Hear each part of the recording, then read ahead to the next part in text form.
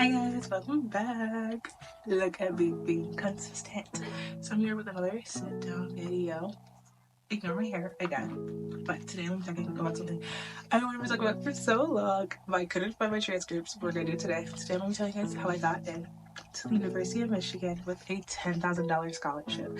So if you guys are new here, make sure to like, comment, share, and subscribe. And let's get into how I got into U of M.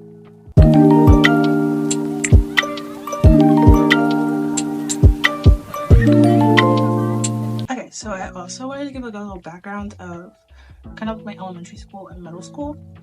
So elementary school, I was in a talented and gifted program from 4th grade until 6th grade. Before then, I went to normal like DPS, Detroit Public Schools, nothing different. I did test really high with all my scores. Like they didn't really know what to do with me the majority of the years. 3rd grade, I went to the school. It was like kind of like a charter school, and I literally was teaching 1st graders because I finished all the work so fast I didn't know what to do with me. So I'm not trying to brag or anything with this video, I'm just being honest. So I went to the talented gifted program, and then 7th and 8th grade I had like all accelerated classes, all honors. I don't think I took a regular class almost 7th and 8th grade. And then 7th grade I did take high school algebra. I had to test into that, and then I also took high school geometry 8th grade, which counted as 9th grade and 10th grade classes in 7th and 8th. I was definitely a fast tracker throughout my early years, and it definitely helped me set up for where I got to in high school. So let's go through my high school stats. Sorry if the angle changes or anything like that. My tripod's not as stable as I thought it was going to be. So all throughout high school, I did my transcript here, but it's like kind of iffy. So I'm gonna like kind of talk about it, but I will pop it up on the screen so you guys can see. All through high school, I took 4 AP classes, which was AP World History, which is the first one I took 10th grade year. Junior year, which was completely online. I didn't go back to school, like I said before, because of COVID. Junior year, I took 2 AP classes, which was AP Calculus A, and then I took AP US History. And then senior year, I took AP Government, which is my favorite AP class. I love AP Government so much. Oh, such a good class. I took the test for AP World and AP US History. I got 4s on both of those. AP Calc and AP Government, I did not take the test for. So yeah, those are all my AP classes. And then I also did 2 semesters my senior year of dual enrollment at a community college near my school. I took 4 college courses over the course of senior year. So half my day was split up between my high school classes, and then half my day was split up between my college courses. First semester of senior year, I took college algebra. I think I got an A in that class, if I'm not mistaken, but my school did not take it, so it doesn't even matter. I took college algebra, and then I also took Intro to Biology, which was a online course at home, and I got an A in that class as well. And then second semester senior year, I took Intro to Psych, which I loved, and luckily my school took it, so it was good 4 credits that I could use. And then I got an A in that class, and then I also took pre-calculus, and I got a B+, because that class, terrible teacher and terrible overall. So all throughout high school, in my actual high school classes, I was a straight A student. I did not get a single B the whole 4 years, and then I got 1 B+ with my college courses. So yeah, I graduated with a 4.2, if I'm not mistaken. I think with the averages of all the credits I took and everything like that, my GPA was a 4.2 is what I submitted to Common App and when I submitted to the University of Michigan. So I graduated with a 4.2, and then I also took the SAT and submitted those scores, and I got a 1230 on the SAT. So I had a really low SAT score compared to a lot of people and a lot of my friends that got into the school. It was after COVID year, so not a lot of schools like cared about SAT scores. I chose to like submit it because I was like, I spent money on it, I'm gonna submit it. I was gonna retake it, but I decided not to. So yeah, I ended up with a 1230, which I'm not proud of, but it's over, done with. I got into the school, so it's fine. So yeah, high school, I took 4 APs, 4 college courses, and then SAT, I had a 1230, and then I also ended up with a 4.2, and I was 5th in my class for rankings. But I don't think my school took that, but I knew I was 5th. So I wanted to talk about all the extracurriculars that I did, because they're not like that big, but there were 2 that were like my main focus. I was a cheerleader for 3 technically 3 years. I did it freshman year, sophomore year, and then the first half of junior year before like COVID got really bad. I did 2 years of competitive cheer and then 1 year of sideline cheer. So yeah, I was a cheerleader and it was a huge part of my life. I was on JV and I was on varsity. When I was on JV, I was a captain. And then when I was on varsity, I was not a captain, but it was fun. So when I was on JV, I actually won MVP 2 years in a row. So that was like something I could use as like my accomplishments and stuff like that. But cheer was like a big part of my application. I talked about it all the time. Like almost every single time they talk about like, oh, a leadership role or something like that, like cheer was it, because it was like the one thing I was so passionate about and like spent so much time on. So yeah, I was a 2-time MVP, and then I was also a cheer captain for like a full year. So that was sideline and competitive cheer. I was cheer captain for like literally the full school year. So I talked about that a lot. And then junior year, I joined my National Honor Society at my school. When I was in middle school, I actually did junior National Honor Society, but I didn't have like a leadership role or anything. But when I got to high school, junior year, I joined it, and then I became treasurer of that senior year. So I was actually a huge part of my honor society at my school. I like planned a lot of fundraisers, did a lot of stuff with the money and stuff like that. So that was a huge thing as a leadership role as well. And then I was also part of my student government and my student council for all 4 years of high school, but I didn't have a leadership role in that. So something that I talked about on my scholarship like applications and on my application to the school in the first place was that I actually worked full-time throughout junior year and senior year of high school. Junior year during COVID, I was working 40 hours a week while doing school, and then senior year, I was working close to 25 to 35 hours per week while in school, maintaining straight A's, doing college courses, still doing cheers, still doing National Honor Society. So it really showed my work ethic and how like passionate I was about like making sure that I could pay for college. And making sure that college was something that could happen for me, because I come from a very, very, very low income family where we don't come through from a lot, and both my parents did not graduate college, so I'm technically first generation. And I'm like one of the only one of my siblings to go to a big university, so it was definitely a pivotal thing that I mentioned that I worked full time and that I was able to maintain these skills and the person that I was while working. I didn't have much volunteering except for student council and for National Honor Society, so that was like the only like volunteer hours I had, but past that I had working hours, and yeah, those are like the only volunteer things that I did. So my application was really like headstrong on how good my work ethic was.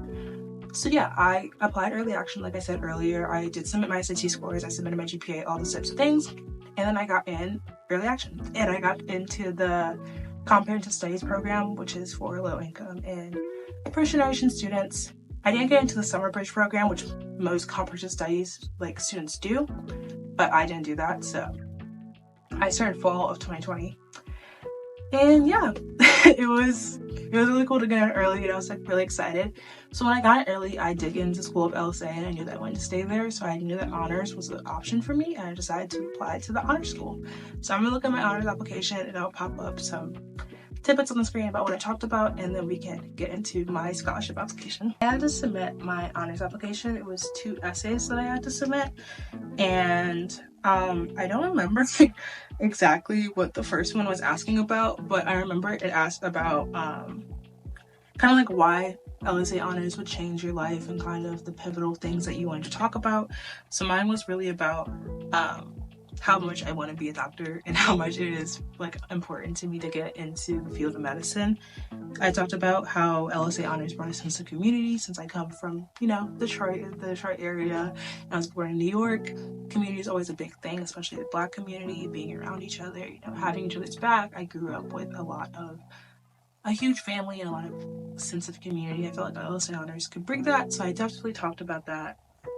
Hair in my eye. I definitely talked about that a lot through my application, talking about just sense of community. It was a really short paragraph. I actually popped it up on the screen.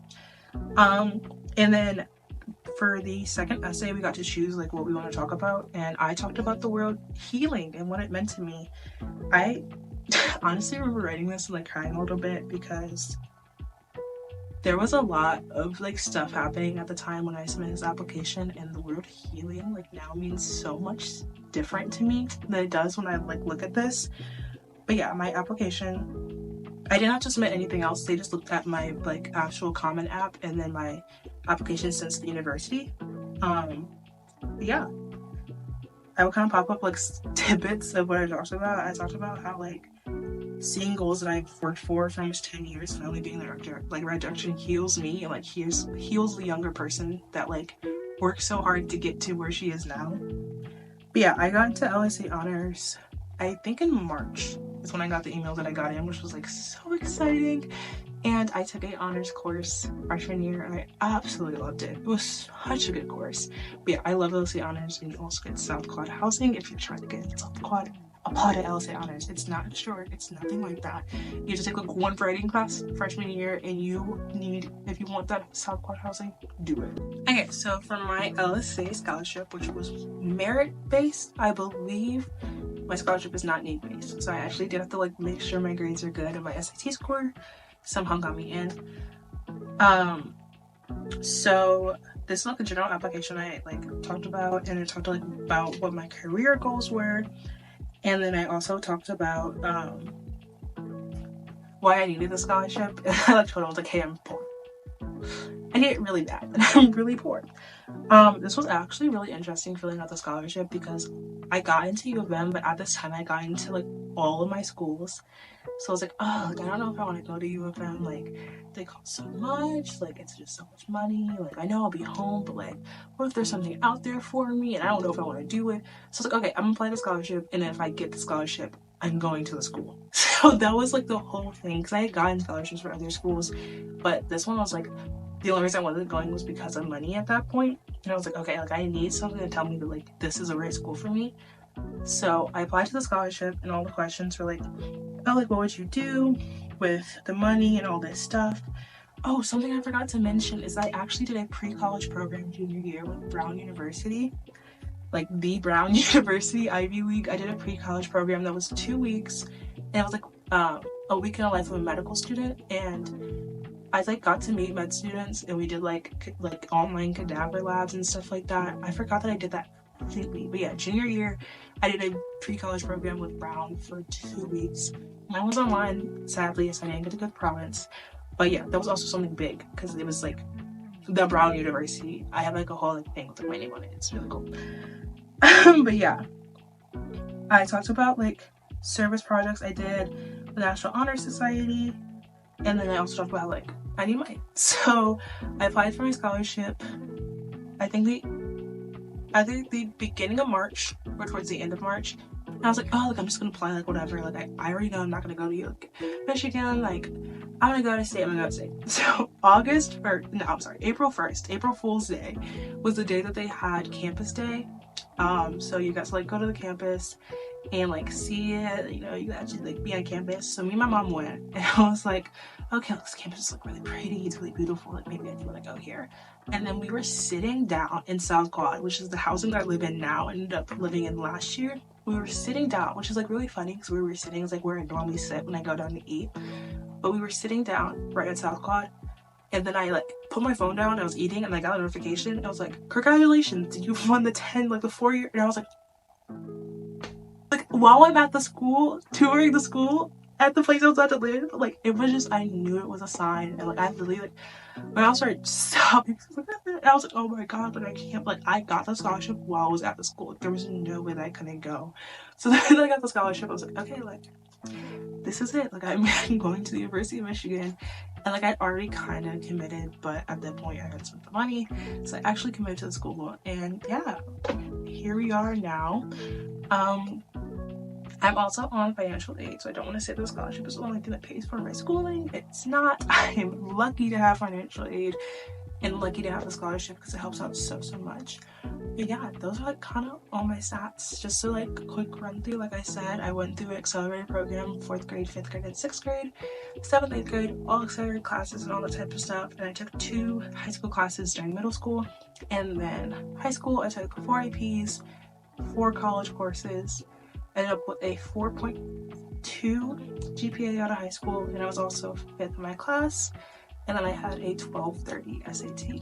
So yeah, that's how I got into the University of Michigan on a 10K scholarship, and I'm also in LSA honors.